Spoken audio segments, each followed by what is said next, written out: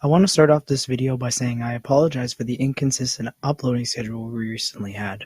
I've struggled with some personal mental struggles that I want to open up to in this video as it helps me personally with my recovery, but I also really want to raise some awareness about this drug because it isn't talked about widely enough. Without further ado, please be warned that in this video, I will be going into detail about my personal struggles and experiences with heavy topics and potentially triggering subjects. Please click off this video if the topics previously listed are triggering to you. For the past half a year, I have struggled with an addiction to dextromethorphan, DXM for short. For those of you who are unaware of DXM or its abuse potential, I'll use this next section to explain. And if you already know about DXM, you can skip to the next chapter to hear about my personal experiences with the drug. I'll be referring to dextromethorphan as DXM for the majority of this video, just for time and consistency's sake, but there are also plenty of street names that the drug can go by. I'll link the Wikipedia page and other important sites in the description of this video. DXM is an over-the-counter cough suppressant medication widely sold in pharmaceutical stores all across the United States, Canada, and many other countries legally. Common brand names for DXM as well as medicines containing DXM are Robitussin, Delsym, Coricidin, Benylin, NyQuil, and other commonly used formulas. DXM at regular doses ranges from around 10 mg to 60 mg and is used mostly to therapeutically treat cough, cold, and congestion, but has also recently been approved by the FDA to also act as an antidepressant when paired with bupropion.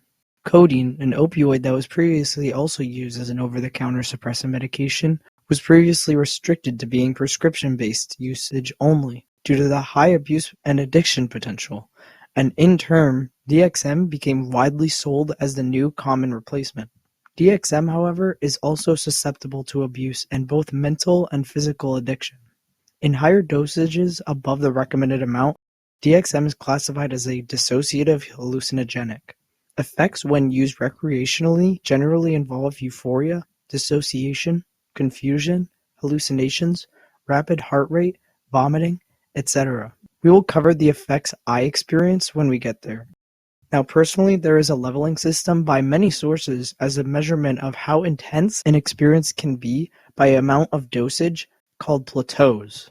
I personally don't fully believe in these levels as I personally don't experience the same things many others have experienced, but everyone reacts differently to drugs. For example, for a lot of people, the drug becomes a completely different experience at higher plateaus, which I don't entirely relate to. The plateaus are generally divided into 4, with the first plateau starting at 100 mg and the final going all the way to 1,500 mg. Overdosing on DXM is possible, with a generally considered lethal dose equating to around 1,500 mg and above. Although many reports include people taking less than that and still experiencing severe effects like severe vomiting, blackout, seizures, and convulsions, irregular and intense rapid heart rate, and other life-threatening effects. While it is not exactly known about the long-term effects of DXM on the brain, there has been research linking DXM to potential permanent brain damage as well as liver failure. While not widely classified as a hard drug, outside of the YouTube creator guidelines, which I am happy to see it recognized as, I personally believe it should be at least more of a concern as big issues like the opioid crisis and drug addiction in general become more of a conversation in society. My first experience using DXM happened around late February of 2023, a little over 2 years ago. While my memories are a bit cloudy on how I discovered it or why I first used DXM, I do remember not being in the healthiest mindset and was searching for legal ways to get high, most likely online. I stumbled across DXM and took around 100 mg for my first time. I always did DXM alone and only spoke up about my usage at all to anyone at the beginning of 2025. I remember feeling lightheaded, slightly euphoric, and a very light high. I never hallucinated on DXM, but the out-of-body sensations basically ranged from a strange feeling of depth, like things were zoomed out or appeared bigger or smaller than they regularly do, to full-blown blacking out and complete confusion. My first time doing DXM was fairly tame, and I definitely wouldn't say I was addicted at all at this point. I highly advise, though, that never trying it in the first place to keep it out of your life completely so you won't have to even think about going back to it. because that's what I did a handful of times for about a year and a half, doing anywhere from 100 milligrams to 200 milligrams at a time. I was never dependent on DXM from 2023 to 2024, but it was a form of coping mechanism I would use when I was struggling with mental health issues. I did bring up my usage in therapy, but it never really went anywhere since I wasn't actively using frequently, maybe once every few months at most. But that all changed in 2025 when my usage to cope started becoming more frequent. Keep in mind that at this time, it was still completely a secret to my friends, family, and even my girlfriend. Around December of 2024, my usage bumped from 150 milligram average to around 200 to 300 milligrams, and I started using more often. While it wasn't every day, it was definitely closer to multiple times a week, but at this point I wasn't convinced I was addicted. I'd say my addiction truly started around January, February of 2025, around the time I started using it every day. I was still using anywhere from 250 milligrams to at the highest around 500 milligrams, which was very intense for me at that time. My daily average was around 250 milligrams, which was probably due to my tolerance increasing, which I didn't realize yet. Most of my time spent high would be in my room listening to music or playing video games. I was really convinced at the beginning that I could stop whenever I wanted and that I would get better when I felt like it. However, it got to the point where my dosage kept increasing and my family started to notice something was up. One of the biggest effects I forgot to mention when talking about side effects of DXM is a decrease in motor control. Specifically, walking is incredibly difficult to do on DXM. Similar to alcohol, balance and muscle coordination becomes super wonky, and the walk is even called robo-walking by some users, as you literally look like a robot while you're walking.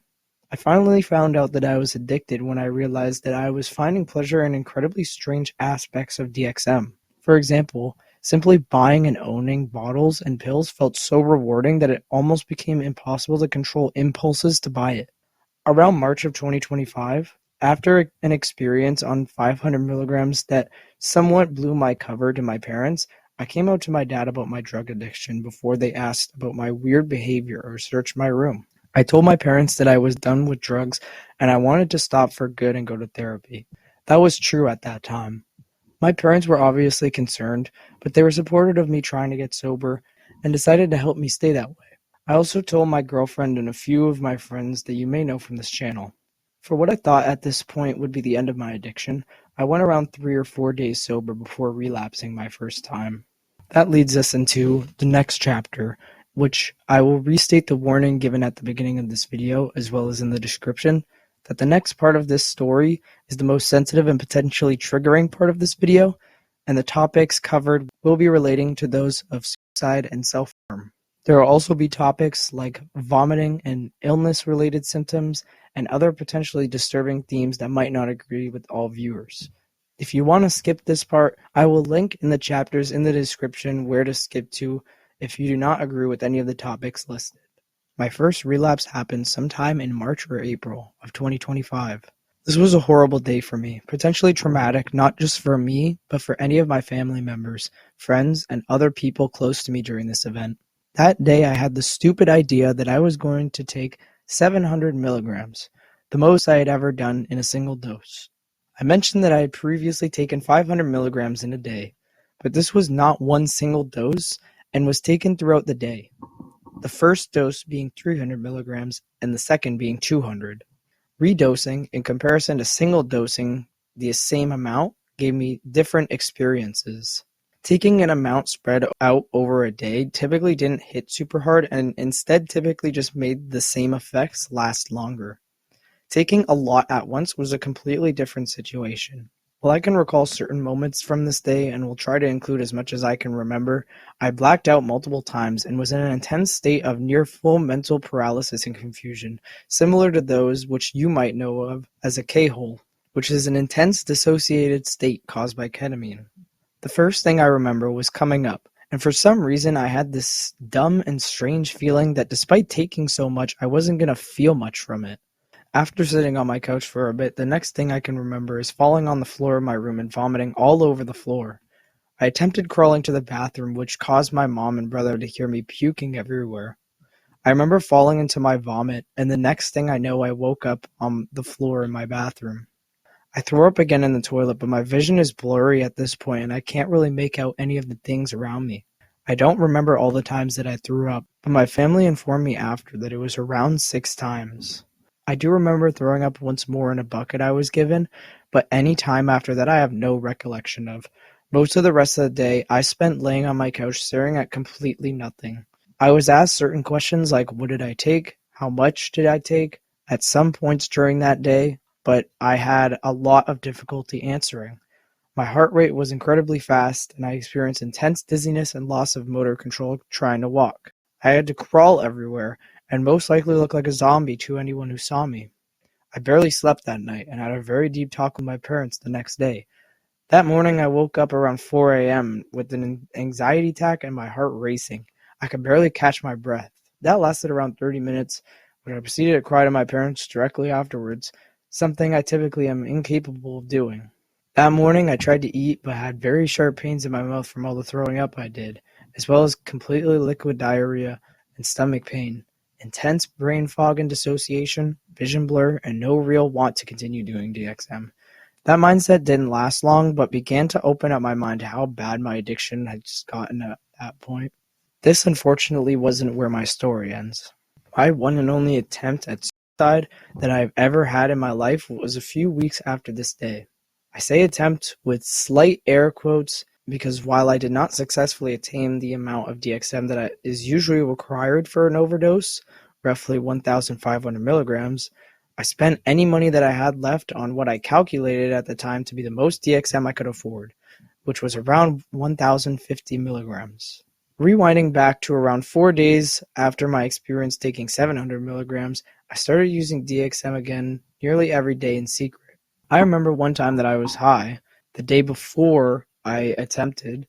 I had one of the strangest dark feelings I have ever felt. It was somewhat a dreadful feeling, while also one of acceptance, that I realized I was suicidal, and I truly believed that the next day, because I was running out of money, I was going to buy as much as I could, thus why the next day I did just that.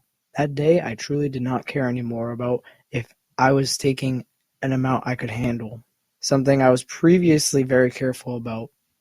Around 11 in the morning, after returning home, I took a dose of around 600 milligrams. I am not even sure if 20 minutes passed before I decided to head to the bathroom and try to chug the rest of whatever I had left. Typically, the effects of DXM personally set in for me for around an hour to 2 hours, but when I walked to the bathroom, I was already starting to feel overwhelmingly intoxicated. I am unaware if I was able to take all 1,050 milligrams, but from what I was told later by family members, the bottle that they found was nearly empty, meaning I had at that time anywhere from 950 milligrams to 1,050 milligrams of DXM. Many things I experienced in the previous incident, like blacking out and vomiting, were present that day as well. I do remember confessing by nodding yes or no if I was trying to harm myself to my parents, and I do remember one difference this time was my vision being slightly more clear but seeing much more distortions from what I could make out. Things seemed gigantic, tiny, and overall incredibly exaggerated. I spent most of this day staring off to space on my couch or making trips to the bathroom. After this day, I was taken to the doctor and was given a number for a drug prevention service, as well as found a therapist by my parents. I tried going to school the day after, which was obviously a bad idea. I barely even made it to class, as whenever I walked, I immediately ran out of breath and nearly fainted. When I got to class, many could easily notice that something was wrong with me, many thinking I had a severe fever. I tried to read a book, which I was unable to concentrate, partially because my vision was still distorted after nearly 24 hours of my initial dose. I lasted one class before I needed to go home and passed out in my bed. I can thankfully say that as of right now, and hopefully forever, this will stay the worst moment of my addiction and probably one of the lowest points of my life. I worried and scared many people close to me, and while my usage did continue from time to time after this day to cope with personal issues, I definitely have been getting better. By the end of my addiction, my tolerance had gotten so high that 500 milligrams to 700 milligrams was what became required to even experience a regular high from DXM. It had a pretty big toll on my body, and I could barely even do it weekly since I would just feel so sick after doing it. Not only was I starting to speak up about my addiction and become more involved in getting myself clean, but I also just started not benefiting from using it as it was starting to make me feel worse. And this leads us to here. As of recording this video, I've been sober for just a small bit, but as of uploading this, I can safely say that if you're seeing this video, I will be sober for longer than I usually am, which is a good thing since staying sober for a long time can make it easier not to crave it anymore. DXM withdrawal can be incredibly intense though, and I have experienced most of the symptoms associated with withdrawal, including fatigue, loss of sleep, muscle pain and soreness, gastrointestinal distress, sweating and sensitivity to temperature, sore throat and cough, and more. I know that it's worth going through all those symptoms to get better, and for my health as well and for the others around me, I have to stay strong. Sharing my story is one of the most effective ways for me to feel motivated to stay clean, especially since my abuse was kept secret from everyone for over 2 years. I hope that this video can educate or inspire at least one person out there, and I look forward to continuing my Let's Play channel for the foreseeable future. Thank you to everyone who stuck throughout this video and took the time out of their day to hear a stranger's struggles. At the end of the day, I am who I am and this won't define me. What I want from this video is to make any sort of change to anyone struggling, even if just making one person aware or changing someone's perspective for the better has any sort of positive impact on them. I want to continue making Let's Play videos with my friends, continue living and growing as a person, and reflecting on this time in my life in order to make myself a better person and have a positive impact on those around me. I hope whoever is still watching, you learn from my mistakes, as have I, and you stay away from any sort of substances, or if you struggle like I did, stay positive and work towards sobriety. It's incredibly hard, but entirely worth it. As always, thank you for watching, and see you guys in the next video.